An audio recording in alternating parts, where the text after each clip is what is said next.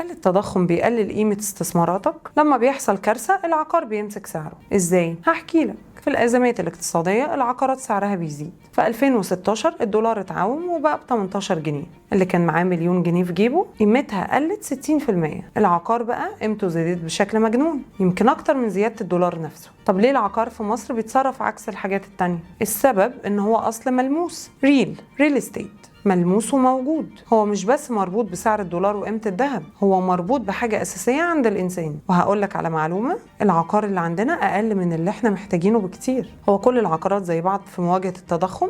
لا، في نوعين من العقارات ولازم تعرف الفرق بينهم عشان ما تخسرش. النوع الأول العقارات المعتمدة على القيمة الاسمية، يعني غالي عشان اسم، عشان براند ومطور معروف، وده قيمته فعلا بتزيد مع التضخم لأنه مش 4 حيطان، هو مرتبط بكوميونيتي ومطور وسوق. بس للأسف هيتأثر بسعر الفايدة وهيتأثر بعوامل تانية في إعادة البيع، زي العقار اللي جنبه بالظبط بس بطريقة سداد أسهل. النوع التاني العقارات المعتمدة على العائد، ودي أحسن بكتير، زي العقارات التجارية والإدارية، دي بتحقق دخل إيجاري ثابت ومضمون. دي صعبة قوي قوي قوي قوي إن هي تخسرك، لأنه في وقت الأزمة كله عايز يشتري من ده، أصل بيزيد في قيمته وبيجيب لك دخل شهري، وسعر الإيجار نفسه مرتبط بالتضخم. يعني مثلا في 2023 في القاهرة الجديدة العقارات التجارية زادت 20%، والعقارات السكنية في نفس المنطقة زادت 15% بس. الأرقام دي بتوضح إن كل نوع من العقار ليه استراتيجية منفصلة، والاختيار الصح بيتبني على المعلومة والتحليل، واللي هيفرق المكسب من الخسارة في وقت الأزمة إنك تختار النوع الصح.